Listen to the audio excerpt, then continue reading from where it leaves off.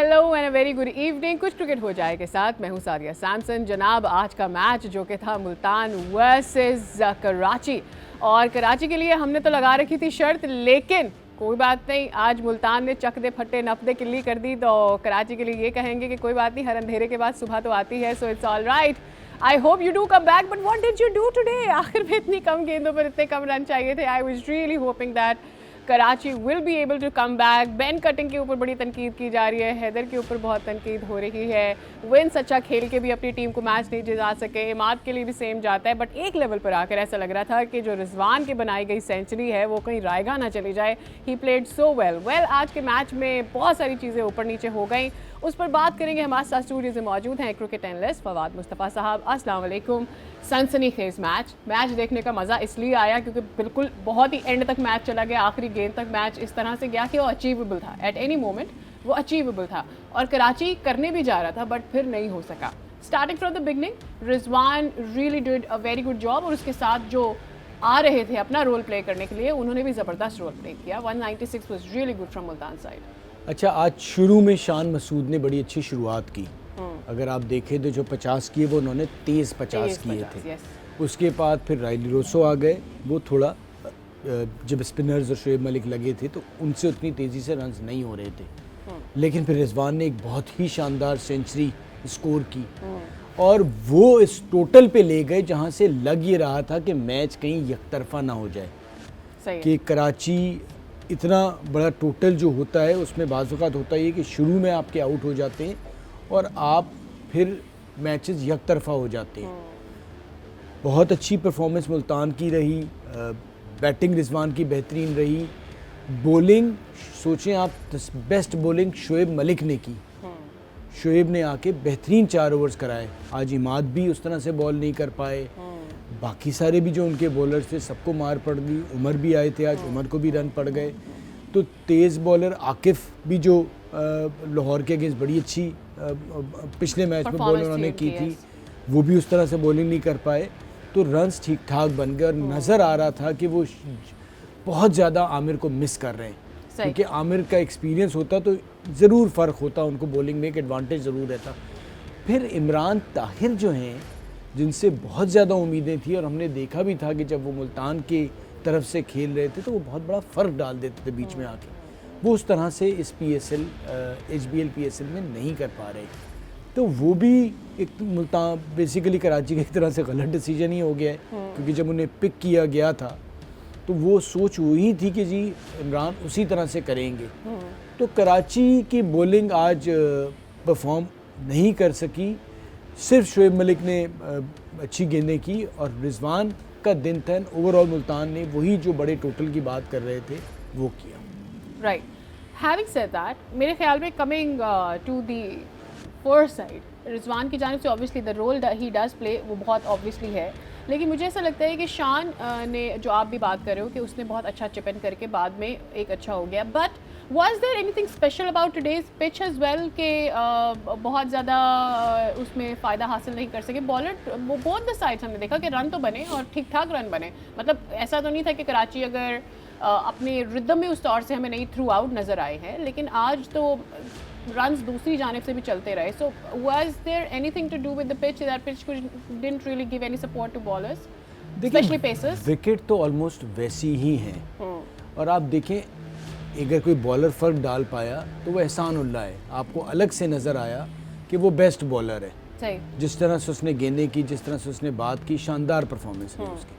हाँ, 18 रन दिए उसने 4 ओवरों में, विच वॉज वेरी स्पेशल। बस अगर मेरे ख्याल में उसको विकेट मिल जाती आज तो उसके लिए फ़ायदा हो जाता। दैट वे विकेट वो हासिल नहीं कर पाए, लेकिन 4 ओवरों में उन्होंने सिर्फ 18 रन दिए। So this was really special. Well, यहाँ पर हम रिपोर्ट देखते हैं, आज के मैच की ओवरऑल स्टोरी जानते हैं, फिर बात करेंगे कि कराची जब बैट करने आए तो क्या हुआ। वेल, सवाल तो कराची के लिए बहुत ज़्यादा खड़े हो गए हैं। आज उन्होंने उमर को खिलाया था, फिर उमर के अलावा अगर ऑन द अदर साइड देखा जाए तो इमरान उनके लिए बहुत कुछ नहीं कर पा रहे हैं। सो बॉलिंग के लिए तो उनके सवाल बहुत ज़्यादा हैं, लेकिन बैटिंग ऑर्डर के लिए भी बहुत सारे क्वेश्चंस हैं। कराची के लिए चीज़ें सेट नहीं नज़र आती है। लेकिन आज जब कराची बैट करने आए थे तो मैथ्यू वेड के साथ विंस का बड़ा ज़बरदस्त, मेरे हिसाब से बहुत अच्छा कॉम्बिनेशन क्रिएट हो गया था। मतलब और विंस बहुत अच्छा खेल रहे थे। मुझे ऐसा लग रहा है कि गेम चेंज कराची के लिए तब हुई जब वेड आउट हो गए और फिर हैदर ने आउट करवा दिया विंस को। मेरे ख्याल में Haider made a terrible choice कि पहले आपने कॉल दी रन की और फिर आपको हाफ वे लगा एंड यू नो कि आप अपने रिदम में नहीं हैं। विंस का वापस आना बहुत ज़्यादा ज़रूरी है इस वक्त कराची के लिए इन कंपैरिजन। अगर आप हैदर की परफॉर्मेंस देखते हैं, व्हाट डिड कम इन, मतलब इसके ऊपर तो सज़ा लिटरली, वैसे ही एक आम तौर पे बात कर रही हूँ कि इसके ऊपर तो कोई जुर्माना होना चाहिए कि ये कैसे कर दिया, बिकॉज कराची के लिए ये विन इतना ज़रूरी था और वहाँ से मैच काफ़ी हद तक पलट गया था कराची के लिए। देखिए, थोड़ी सी मिस अंडरस्टैंडिंग ये लीग क्रिकेट में रहती है। सही, क्योंकि दो डिफरेंट मुल्कों के प्लेयर्स खेल रहे होते हैं तो ये इस किस्म की कॉलिंग में इश्यूज आ जाते हैं। सही। एक तो कॉल किया हैदर ने, जब वो निकल आए तो मेरे ख्याल से हैदर अली के बेहतर रहता कि वो अपनी विकेट सेक्रीफाइस कर जाते। मैं एग्जैक्टली तो उनके लिए ज़्यादा अच्छा ये था। इसका जिक्र खैर किया भी इमाद ने किया इसका जिक्र वाइल जब मैच ख़त्म हो गया और उन्होंने बात की तो ही सेड कि थोड़ा सा गेम अवेयरनेस की जो लैक है उसकी वजह से हम मैच हार गए एंड प्रॉबेबली दैट वाज एक बैन कटिंग वाला। मुझे ऐसा लग रहा है कि वो आज भी अपना रोल नहीं कर पाए एंड बिसाइड्स जो आज हैदर वाला हो गया that probably has taken the match away. ये हुआ। दूसरा देखें, आप जो विनर्स या बड़ी टीमें होती हैं ना, वो बहुत जल्दी चेंजेस नहीं करते उन प्लेयरों के जिन्होंने माजी में आपको मैचेस जिताए होते हैं। आप मेरी नाक़िस राय में ये है कि मैथ्यू वेड को खेलना चाहिए बैन कटिंग वाले नंबर पे। उसकी वजह यह है कि वो ऑस्ट्रेलिया से वहीं पर नीचे से आके ये 20-25 ज़रूरी रन्स करते आए, क्योंकि बैन कटिंग को आपने देख लिया वो डिलीवर नहीं कर रहे। एक बात तो ये हो गई। उसके साथ अगर आप हैदर अली की जगह आप खिलाएं शर्जील को, आप मैथ्यू वेड को नीचे लेके जाएं बैन कटिंग, और अगर आपको फॉरेन प्लेयर कोई नहीं मिल रहा तो आप बैन कटिंग की जगह खिलाएं कासिम अकरम को। कासिम अकरम ऑफ स्पिन भी करता है, कासिम अकरम डोमेस्टिक क्रिकेट में अच्छी बैटिंग करता है। अभी पूरा सेंट्रल पंजाब से वो खेलते आए हैं, तो आपको उनके हिसाब से फिर वो आपको 7 नंबर पे वो वाला प्लेयर मिल जाएगा। आपने जब उसने वो शाहीन को या और बहुत से आप ऑस्ट्रेलिया के मैचेस देखे ना, बड़ी T20 में उसने नीचे से जाके रन्स किए हैं। अगर तो चलें आपका बैन कटिंग चल रहा होता तो समझ आती बात कि चलें ऊपर खिला दिया, बट प्रॉब्लम ये कि ऊपर का तो फिर भी बैन कटिंग से बेहतर प्लेयर आपके पास मौजूद है ना, जिसका माजी बेहतर है as compare to Ben Cutting. मुझे ऐसा लग रहा है picking up Ben Cutting at this point has also kind of created a little bit of problem for Karachi. Because last season से not criticizing his ability, Ben Cutting है, एक star है, but आपकी भाई टाइम होता है ना। हाँ, हर प्लेयर का टाइम होता है। मुझे ऐसा लगता है Karachi did a little bit of mistake over here bye picking up, because last season से है बैन कटिंग ऑफ कर। नहीं, फिर आप ये सोचिए ना, 2 मैचेस उनके उसी जगह पे मिले जहां पर उनका काम ही वही है, जो उनकी एक्सपर्टीज है। अगर वो ये डेविड वीजा लाहौर के लिए यही करके देता है ना, 6 नंबर पे जब आता है कितने मैचेस जिता रहा है। तो पिछला मैच और फिर यहाँ पर तो वो यंगस्टर अब्बास अफरीदी और वो इलियास थे जो ऑलरेडी उतने एक्सपीरियंस नहीं थे। अब अगर आप यहाँ से उन्होंने आपको पकड़ लिया कि ये यहीं एक्स्ट्रा कवर पे इन्हें खिलाना है, कवर पे और इन्होंने मिड विकेट मारना है या लॉन्ग ऑन मारना है, तो वो तो आपको पकड़ लिया उन्होंने। तो अब आप अगर एक्सपीरियंस प्लेयर हैं तो आपको वहाँ पर डिलीवर करना चाहिए था। तो इमाद अकेले नहीं कर सकता था। पहले भी हमने देखा एक मैच इसी तरह से गया था, अब आज फिर ये हो गया। तो ये अब बैक टू बैक आपने 2 मैचेस में कर दिया है, बॉलिंग में भी आप उनसे उतना फ़ायदा नहीं उठा रहे। तो मेरी नज़र में बेहतर ये कि फिर आप इस तरफ जाने की कोशिश करें कि जी आप एक मैथ्यू वेड को नीचे ले जाएं, आप शर्जील को ऊपर ले आएँ, और दूसरा ये जो आपका कासिम अकरम है उनको अंदर खिला दें। शर्जील को अगर ले आते हैं, शर्जील बहुत सारे 3 मैचेस में हमने देखा he couldn't perform for them. अब आकर क्रूशल हो गई सिचुएशन, और ज़्यादा क्रूशल हो गई है उनके लिए। क्या ट्रस्ट करना शर्जील को आसान होगा when he couldn't produce in 3 matches? और I have one more thing to add, उसके बाद आप अपना जवाब दीजिएगा। वेड के आने से एटलीस्ट विंस के साथ उसकी केमिस्ट्री बन पाई है, where they at least are able to give that start to the team, जो शर्जील अपनी प्रेजेंस में नहीं दे पा रहा था। देखिए, जितना क्रिकेट को मैं देखता हूँ, समझता हूँ ना, और जितने लोगों को देखा है, हमेशा प्लेयर जिस पे आपको ट्रस्ट होता है, जो ऑलरेडी T20 कप और नेशनल कप में परफॉर्म करता हुआ आ रहा है, अगर तो प्लेयर 2 बार 20-20 रन पे आउट हो जाता है ना, या 3 बार, मैं उसे रेस्ट करा दूं। 1-34 की और पहली बॉल दूसरी तीसरी बॉल पे आउट होना मीन्स आप आउट हो जाते हैं, अच्छा बॉल हो जाता है, क्योंकि जिस किस्म के स्ट्राइकिंग प्लेयर होते हैं ना, जिनको आपको पता है कि वो मैच विनर्स भी हैं, जो उनका दिन होता है, शर्जील जैसे प्लेयर होते हैं कि आप उन्हें 10 मैच खिलाएंगे ना, तो उनका आप देखते चले हैं, इस्लामाबाद से लेके जितनी PSL खेली ना, 2 इनिंग्स उनकी बहुत बड़ी होती हैं, ठीक है। 2 सेंचुरीज भी वो PSL में माजी में बना चुके हैं, पिछली बार भी जब आए थे। तो अगर तो आपने रखा है ना, आप नहीं रखें, आपने लिया है ना उन्हें किसी मकसद से, सही है, वरना आप उन्हें ड्राफ्ट में ही नहीं रखते। आपने जिस चीज़ के लिए रखा है उन्हें ड्राफ्ट की बात हो रही है ना, आपने टीम सिलेक्शन में रखा है 15-16 में, तो जब आपने रखा है तो आपने किया ये कि वो जो उनसे कैच एक ड्रॉप हुआ, तो वो हमारे यहाँ होता ये कि हमारे यहाँ बहुत जल्दी जल्दी गुस्सा या वो आ जाता है, फिटनेस हो गई, चले नहीं, फील्डिंग का इशू है, मुझे ये नज़र आता है। बट फील्डिंग के इशू पे अगर आपने किया है, तो आज भी फील्डिंग बड़ी अजीब सी थी, अगर आप देख रही शुरू से कराची का मैचेस, तो फील्डिंग हो रही थी, फील्डिंग के पे तो वो ऐसे ही, तो आपको ड्राफ्ट में ही पता था कि इस किस्म की चीज़ें हो सकती हैं, जो आपको तो पहले जब से आपने पता थी, ड्राफ्ट में किया है तो फिर आप ट्रस्ट कर लेके लंबा चलते हैं। अब होता ये है कि अब वो भी जब आएंगे, अगर आप नहीं खिलाते ना खिलाएं, आपकी मर्जी, आपने उनका भी कॉन्फिडेंस ख़त्म कर दिया। हम लाहौर को क्रिटिसाइज करते नहीं, हम लाहौर को नहीं होना चाहिए, लेकिन फ़र्क ज़रूर आता है। हम लाहौर पे क्रिटिसाइज करते हैं ना, लाहौर आज यहाँ जो खड़ा है ना, बड़ी हिम्मत होती है 3 से 4 लगातार छठे नंबर पे आपको रहना, मैनेजमेंट चेंज ना करना, जिन प्लेयर पे ट्रस्ट करना उन पे ट्रस्ट करना। उन्होंने टीम बिल्ड की है। आज हम और आप बैठे हुए जो बात करें कि हाँ टॉप टीम्स में से लाहौर, वो क्यों है?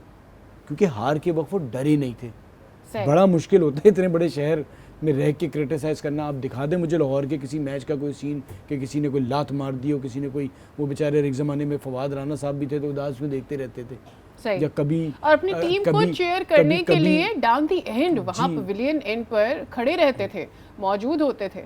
उनका सुहेल अख्तर पे हम दुनिया जहां का लग गए ना, ये कप्तान डिजर्व करता है ना, उन्होंने कहा नहीं जी खिलाएंगे।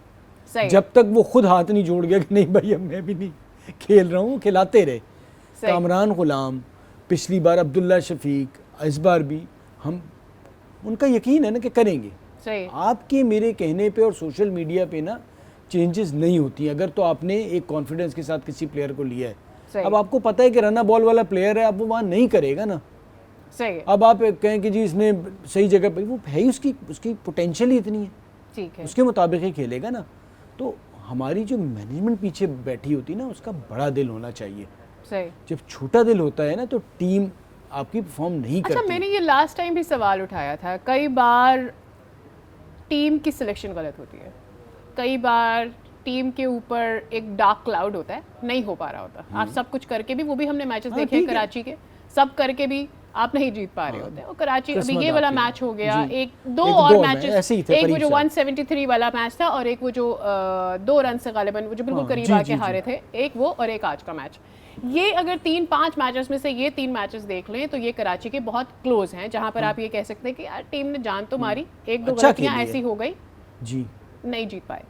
लेकिन कभी कभी मुझे ऐसा लगता है कि टीम मैनेजमेंट का एटीट्यूड जो है ना, वो बहुत ज़्यादा सराहियत कर जाता है प्लेयर्स के दिमागों के अंदर, और उसका प्रेशर ग्राउंड में उतरने से पहले ही कहीं ना कहीं प्लेयर्स पर होता है। और जो चेंजेस किए जा रहे होते हैं कई वजह से, उसकी वजह से ओवरऑल जो इम्पैक्ट होता है और प्लेयर्स का जो कॉन्फिडेंस है वो शैटर होना शुरू हो जाता है। तो क्या आपने भी ये महसूस किया है कि मामलात जो हैं वो मैनेजमेंट में भी ऐसे हैं कि जहाँ पर थोड़ा सा आपको हल्का हाथ रखने की ज़रूरत है, क्योंकि जब ऊपर के लोग ओवरवेल्म होंगे तो नीचे उसका इम्पैक्ट आएगा? देखिए, हमें ना थोड़ा सा फ्रेंचाइज क्रिकेट को समझने की ज़रूरत है। आपने टीम ड्राफ्ट में सेलेक्ट कर ली, सही सेलेक्ट कर लिया आपने एक अपने दरमियानी सिलेक्शन कमेटी बना दी। एक तो कोच जो है ना, जो भी इस लीग के दौरान ये सारे प्रोफेशनल से पैसे ले रहे हैं, इनको आप बल्ला चलाना, फील्डिंग करना, बॉल हाथ यूँ आ रहा है, ये सिखा नहीं सकते, ठीक है। सारे प्रोफेशनल क्रिकेटर्स, इवन जो इमर्जिंग भी आ रहे हैं, वो भी किसी वजह से इमर्जिंग कैटेगरी में, उनको थोड़ा बहुत ज़रूर आप बता। आपने वो सिलेक्ट कर ली, आपने उसके बाद प्लेयर्स पे छोड़ देना है कि आपने ही डिलीवर करना है। अगर तो आप डिलीवर नहीं करेंगे, हम हारेंगे, और हार और जीत खेल का हिस्सा है। नहीं, और अगली लीग भी तो है ना, फिर आप प्लेयर शायद सेलेक्ट ही ना करें अगली बिल्कुल, हार और जीत खेल का हिस्सा है। और अब जो आप बात करें कराची, पिछले साल से अगर मुवाजना करें तो पहला मैच भी अच्छा खेला था, 2 मैचेस आप करीब लग के हारे हो, हार गए। अब अगर आप प्लेऑफ्स में नहीं भी जाते, प्लेऑफ में नहीं जाते तो नहीं जाते, सही, आगे तो बढ़े ना, कोई बात नहीं, ख़त्म हुआ जी आगे। अब ये अगर आप इस मैच की हार पे इतना करीब आके भी आप फिर आपने अपना एक और लॉस किया कि फिर वही प्रेशर से निकल नहीं पाएंगे, फिर अगले मैच में उसी प्रेशर के साथ जाएंगे। टूर्नामेंट तो नहीं ख़त्म हुआ ना, अभी भी आप लगातार अच्छा खेल रहे हैं, आप 4 मैचेस जीत सकते हैं क्योंकि आप अच्छा खेल रहे हैं। सबसे बड़ी बात जो कराची के लिए वो है कि विंस ने अपनी टोन जो है ना वो कैरी कर ली है। सो मेरे ख्याल में वो बहुत ज़्यादा इंपॉर्टेंट है कि जिन प्लेयर से आपने जीतना होता है, अगर वो फॉर्म में आ जाते हैं तो आगे भी मैचेस हैं और भी टीमें हैं जो कि मैच हार सकती हैं और आप भी अब सारे मैचेस जीत सकते हैं। So Karachi still has a way to go. Let's see कि आगे वाले मैचेस में कराची क्या करते हैं और बाकी टीमें क्या करती हैं। हमें लेना एक ब्रेक, वापस आएंगे तो आज थोड़े से जज्बाती हो गए थे वसीम अकरम, उनके बारे में थोड़ी सी बात करेंगे, हमारे साथ रहिए।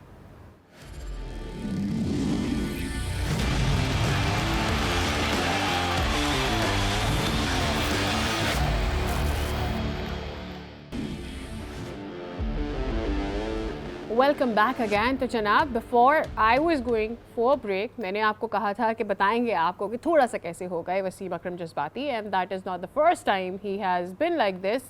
क्या वजह हुई कि वो इतने जज्बाती हो गए, क्यों ऐसा हो गया? Why did he kick the bench in front of him? देखिए, बड़ा मुश्किल होता है किसी भी अजीम या बड़े प्लेयर के लिए बेंच की ग्राउंड में बाहर आके बैठना और इस कोचिंग के रोल पे काम करना, क्योंकि आपने खेला हुआ होता है उस वक्त जब अंदर जो कुछ हो रहा होता है वो आपके कंट्रोल में नहीं होता। तो अपने आप को कंट्रोल रखना आसान नहीं होता, अपने इमोशंस पे और इतने करीब आके, और आपका नाम लगा हुआ होता है। कराची किंग्स मींस फॉर कराचीइट्स या पाकिस्तान में वसीम अकरम। अब उस जो रोल में आप आ रहे हैं कोच, वो रोल ऐसा है कि जिसमें आपने ठंडा रहना है और ये सब बर्दाश्त करना है। तो ये कतई तौर पे आसान नहीं होता। तो जो हुआ उस वक्त उनको शायद अंदाज़ा भी नहीं होगा कि कैमरा उनके ऊपर है, काबू नहीं पा सके वो। बट यही एक अच्छे कोच या मेंटोर के लिए बहुत ज़रूरी है। एंड होता है आपका फिर मोस्ट प्रॉब्ली वो आके रिग्रेट भी करेंगे, उन्हें भी जब ये देखेंगे। एंड ऑब्वियसली सोशल मीडिया आजकल कहाँ छोड़ता है, तो उन्हें इस चीज़ का ज़रूर वो रियलाइज़ करेंगे कि उन्हें नहीं करना चाहिए था। क्योंकि बड़ा मुश्किल होता है इसी जगह पे आके तो आपने अपने आप को ठंडा रखना है, लेकिन ये बड़ा मुश्किल हो जाता है क्योंकि आपने सारी ज़िंदगी जिस तरह से खेला है और फिर आप देख रहे हैं कि मैच इतना करीब आ गया है और यहाँ से जीतना चाहिए और फिर वहाँ से निकल जाए, मुश्किल। और फिर आप हारते हुए आ रहे हैं, पिछला सीजन भी बुरा गुजरा है, और फिर एक बड़े शहर का कि आप पे जो मिलता है यहाँ पर कि वसीम भाई जीतना है इंशाल्लाह, अब आपके कंट्रोल में तो नहीं है ना। सो वो ऑब्वियसली आप बड़ा मुश्किल होता है, फ्रस्ट्रेशन भी आप कह सकते हैं, और वो अपना नाम और ये सारा कुछ आपके कंट्रोल में नहीं है क्योंकि ग्राउंड के अंदर जो करने वाले हैं वो वही करेंगे, आप कुछ नहीं कर सकते। सो अब वो मुश्किल हो जाता है बाज़ औक़ात। तो मोस्ट प्रोबेबली जब वो देखेंगे तो हो सकता है कहेंगे जी अब क्या कर सकते हैं, हो गया, अब तो मैंने मार दी लात बेंच को, अब मैं क्या करूं, this is how it is supposed to be. Anyways, तो जनाब ये तो हमने आज के मैच की बात कर दी। अब चूंकि ये शिफ्ट होने जा रही है लीग, दूसरे शहरों में भी होने हैं मैचेस।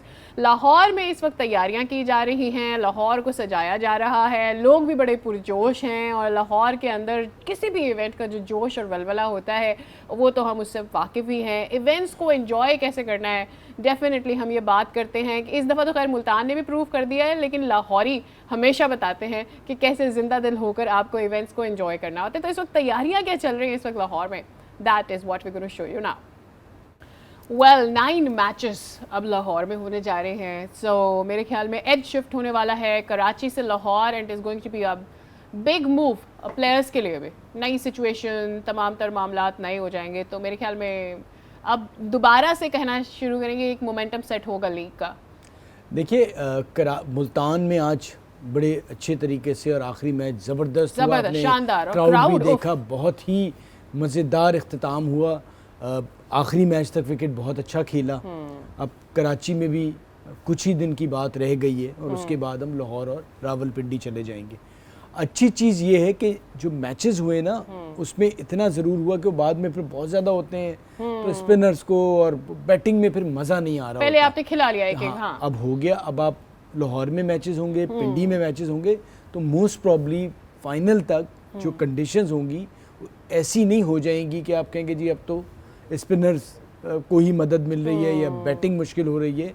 विकेट उसी किस्म की होनी चाहिए कि फाइनल भी अगर 200 पे 200 या 180 पे 180 बने या ना बने, लेकिन दोनों को बराबर मौका रहे। सही। तो अब लाहौर होने जाना है, देखना है कि मौसम की वहाँ क्या सूरत हाल रहती है, ड्यू फैक्टर का भी वहाँ भी क्या फ़र्क पड़ना है, इम्पैक्ट होगा, पिंडी में भी होगा, तो वो तो आने वाले मैचेस में और मौसम के साथ पता चलेगा। लाहौर तो कल चली भी गई मैच खेल के, आज रवाना, आज पहुंच भी गए होंगे अपने शहर में और उन्होंने अपनी प्रैक्टिस भी स्टार्ट कर दी होगी।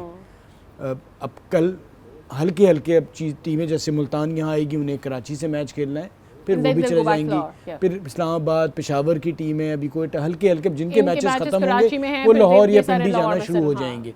तो अब कराची का 4-5 दिन का खेल रह गया है और उसके बाद हम लाहौर मूव कर जाएंगे। और अब जो ये सेकंड फेज़ जिसे आप कहें वो बहुत ही इंटरेस्टिंग होता है, क्योंकि अब टीमों को बाहर होना होता है कि जी प्ले ऑफ में कौन सी टीम पहुंचेगी, कौन सी टीम नहीं पहुंचेगी, और फिर एक्साइटमेंट और मैचेस भी, क्योंकि अब ऑलमोस्ट सब टीमों ने काफ़ी हद तक दूसरी टीम को देख लिया है। Will it be safe to say कि शायद एक और मुल्तान का मैच, क्योंकि 10 मैचेस खेलने, 5 मैचेस ऑलरेडी मुल्तान खेल चुकी है, उनका मैच जो कराची में होने वाला है वो डिसाइड कर जाएगा कि वो क्या प्लेऑफ्स की तरफ फाइनल होने जा रहे हैं या नहीं। Is it safe to say that? काफ़ी हद तक मैंने जितना भी अभी तक पीएसएल हुए हैं जिन्होंने 5 मैचेस पे भी प्लेऑफ में होंगे, लेकिन जो टॉप 2 हैं उसके लिए अगर आप 6 या 7 मैचेस जीत जाएं फिर तो कंफर्म ही हो जाता है, क्योंकि 14 पॉइंट्स बड़ा सेफ होता है, 14-16 पे आप टॉप 2 में आ जाते हैं। तो मुल्तान तो उसी रास्ते की तरफ है। मेरे ख्याल में अगर अगला मैच जीत जाते तो हम ये कह सकते हैं हाँ उनके 10 पॉइंट्स हो जाएंगे। हार्डली 1 या 2 मैच जीतने होंगे अगले 4 में से। तो मेरे ख्याल में प्लेऑफ्स के लिए तो हम ऑलमोस्ट कहेंगे कि वो क्वालीफाई मुल्तान तो नजर आ रही है। इसी तरह कराची और कोयटा दूसरी तरफ जाते नजर आ रहे हैं। अब कोयटा का अगला मैच बहुत इंपॉर्टेंट है। कराची है तो 5 में से अगर 1 मैच जीता है तो आप तसव्वुर करें अगले 5 तो और किस तरह से आप। अच्छा, good thing with Karachi is obviously Karachi ने बहुत ज़्यादा मैचेस खेल भी लिए हैं, लेकिन अगर हम उन्हें पॉइंट्स टेबल पर उनका रन रेट देखते हैं, बिकॉज जो नीचे की टॉप टीमें होती हैं उनको आप हमेशा रन रेट के लिहाज से भी देख रहे होते हैं ऑब्वियसली।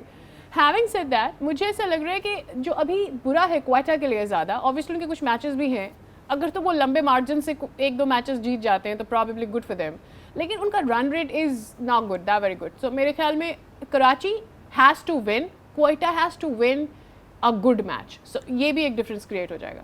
देखिए सादिया, अगर तो आप लगातार दोनों टीमें मैचेस जीतते जाती हैं तो रन रेट बहुत बाद में आता है। सबसे इम्पोर्टेंट है मैच तो जीते।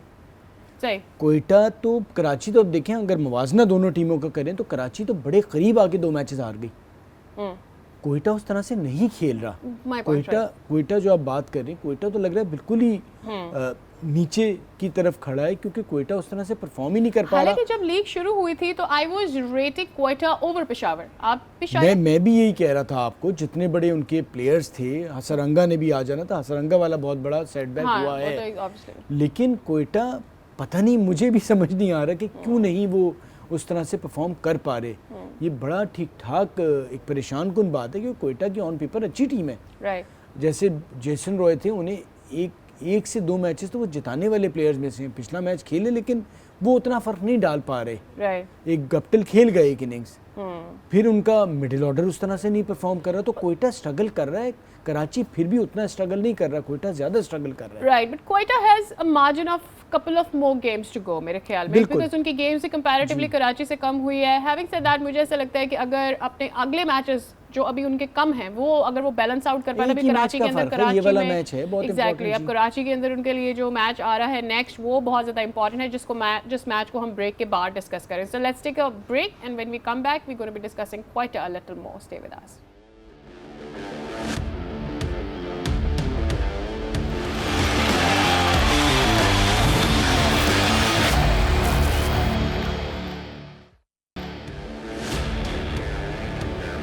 Back again. तो जनाब बात तो हो गई आज के मैच की और किस तरह से ये लीग अब लाहौर में जाएगी। चंद ही एक मैच कराची में रह गए हैं जिनमें से एक मैच अब होने भी जा रहा है। सो कल के मैच के ऊपर आपको रिपोर्ट दिखाते हैं कि कौन सी दो टीमें आपस में कल टकराने जा रही हैं। Then we gonna be talking about कि कल क्या होना चाहिए, क्या चेंजेस हो सकते हैं। वेल हैविंग सेड दैट, अब देखना यह है कि पॉइंट्स टेबल पर जो इस वक्त पोजीशन बन रही है कल उसकी वजह से क्या किसी दूसरी टीम के ऊपर थोड़ा बहुत और ज़्यादा प्रेशर हो सकता है या नहीं होगा। अगर रेट करें दोनों टीमों की अब तक की PSL 8 की परफॉर्मेंस पर, तो क्या PSL में पेशावर अभी ऊपर है या Islamabad United is at a better position? What is your take on both the teams? देखिए दोनों टीमें अगर देखा जाए ओवरऑल तो पेशावर अच्छा खेली है। पेशावर की परफॉर्मेंस बुरी नहीं है। इस्लामाबाद यूनाइटेड मुल्तान के अगेंस्ट बड़ा ही एक वन साइडेड मैच हार गई थी। इस्लामाबाद यूनाइटेड के पास टीम बहुत बड़ी है, नाम बहुत बड़े हैं, अब गुरबाज भी आ गए हैं तो मोस्ट प्रॉब्ली वो शायद ओपन करें और फिर इमर्जिंग प्लेयर जो हैं वो जीशान ज़मीर नज़र आए आपको, वो देखना है। बॉलिंग में वो मार खा गए थे पिछले मैच में, मुल्तान ने ठीक ठाक उनके ऊपर रन्स कर गए थे। शादाब को वापस आना है क्योंकि शादाब बीच में आके जो बॉल करता है वो एक ऐसा बॉलर है कि जो फ़र्क डाल देता है। तो शादाब वापस आएंगे, तगड़ी बॉलिंग करेंगे, तभी जाके इस्लामाबाद रिस्ट्रिक्ट करेगा। हमने देखा पिछला मैच जो कराची में हुआ था, वो जो ड्यू फैक्टर वाला एडवांटेज था वो नहीं मिला टॉस जीतने के बावजूद कोयटा को। तो अब डिसीजन क्या लेते हैं कल टॉस जीत के दोनों टीमें, ये भी देखना है। बट स्टिल मोस्टली टीमें प्रेफर करती हैं कि चेस करें, चेस करें। लेट्स सी क्या करते हैं। बट इस्लामाबाद की टीम मुझे उनकी एक तो पास परफॉर्मेंस भी बहुत अच्छी है, ओवरऑल बैटिंग बहुत तगड़ी है, बॉलिंग का इशू ज़रूर आ रहा है, लेकिन वो एक ऐसी टीम है कि जो ऊपर तक जिसे जाना चाहिए। तो मैं कल के मैच में उसको ही थोड़ा सा फेवरेट कहूँगा। राइट, इन माय ओपिनियन मुझे ऐसा लगता है कि अगर आपकी बॉलिंग पिछले मैच में बहुत ज़्यादा अच्छा परफॉर्म नहीं कर पाई है जो कि इस्लामाबाद के साथ हुआ था, if they get to win the toss, hypothetically speaking, obviously कल क्या होता है वो तो कल ही देखेंगे, they should probably bat first because उनकी बैटिंग नीचे तक है। जो अपनी स्ट्रेंथ है उसमें कॉन्फिडेंस लेकर पहले बैट कर लें, और यू थिंक अदरवाइज होना चाहिए? देखिए आदमी अगर स्ट्रेंथ पे आप बात करेंगे तो फिर स्ट्रेंथ उनकी बैटिंग है, फिर वो उस तरफ जाएंगे कि वो बॉलिंग बाद में ना करना चाहें क्योंकि बॉलर्स उनके रन बनवा सकते हैं। सही। तो हो सकता है कि वो टॉस जीतें और अपनी पहले बॉलिंग करें और चेस करें। राइट। पेशावर ज़ल्मी जो है वो भी पिछले बड़ा अच्छा खेलती हुई आ रही है। जिस तरह आपने देखा कि अरशद इकबाल आए और बड़ी शानदार उन्होंने नया बॉल किया, वहाब ने भी किया, और गुरबाज आ जाते हैं, स्टर्लिंग हैं। अगर आप इन्हें 6 ओवर में अच्छी बॉलिंग करते हैं, मारने नहीं देते, तो प्रेशर फिर इस्लामाबाद में जैसा हमने मुल्तान वाले मैच में देखा था शिफ्ट हो जाता है मिडिल ऑर्डर पे। अगर ऊपर से ये 6 ओवर में रन नहीं करते हैं ना तो फिर नीचे प्रेशर आता है, भले आपकी 11 नंबर तक बैटिंग हो। According to you which is the most favourite team for tomorrow? Is it Peshawar और इस्लामाबाद? मैं इस्लामाबाद के साथ जाऊंगा स्टिल। राइट। मुझे लगता है इस्लामाबाद के चांसेस ज़्यादा हैं, लेकिन करीब का फ़र्क है, बहुत बड़ा फ़र्क नहीं है। I still go with हम बड़े बल्लेबाजों को we are watching them stay till the end. Rizwan को देख रहे हैं. What is your expectation from Babar tomorrow? Do you want him, like, do you think that he has gotten that color back जहाँ पर वो एंड तक खड़े रहे जैसे हमने रिजवान को देखा है, गप्टिल को देखा है इन बिटवीन? अच्छा, बाबर ना, इसमें तो कोई दो राय है नहीं कि वो ग्रेट बैट्समैन है। ये T20 फॉर्मेट में ना जिस तरह से उसको लंबा खेलना चाहिए, जो हमने अभी रिजवान के केस की बात की, पहले भी देखते आए, उस पर बाबर ने काम ज़रूर किया है। नेट्स पे देख रहे थे स्टेडियम में, वो नज़र आना चाहिए इस PSL में कि उनका स्ट्राइक रेट बेहतर होना चाहिए। सही। तो रन्स तो करेंगे ही, बाबर हैं ही अच्छे, लेकिन मुझे लगता है कि स्ट्राइक रेट उनका बेहतर होना चाहिए आने वाले पेशावर के मैचेस में। रन्स के साथ इसमें हम बाद में डिबेट करेंगे। हमने वर्ल्ड कप के शो में बहुत ज़्यादा इस पर डिबेट किया है कि Babar does Babar need to really rethink कि उनकी पोजीशन एज अ बैटर कहाँ होनी चाहिए। वो किंग हैं, उनके फॉलोअर्स हैं, लोग बड़े उनके फ़ैन फॉलोइंग इतनी ज़्यादा है, एंड ऑब्वियसली कोई इसके अंदर दो राय नहीं that is such a good batsman, but does he really need to rethink his position कि उन्हें कहाँ बैट करना चाहिए अदर देन ओपनिंग, क्या उन्हें अपने लिए कोई दूसरी पोजीशन कंसिडर करनी चाहिए? ये एक बहुत वास्ट डिबेट है जिस पर हम बात करेंगे, लेकिन अब आगे आके मैच के गैप डेज भी आने हैं, तो हमारे पास बहुत सारा डिस्कशन का टाइम होगा। आज हमारा शो का वक्त हो गया ख़त्म, तो कल के मैच के एनालिसिस के साथ हाजिर होंगे फिर से। तब तक के लिए आपसे चाहते हैं इजाज़त। Bye bye.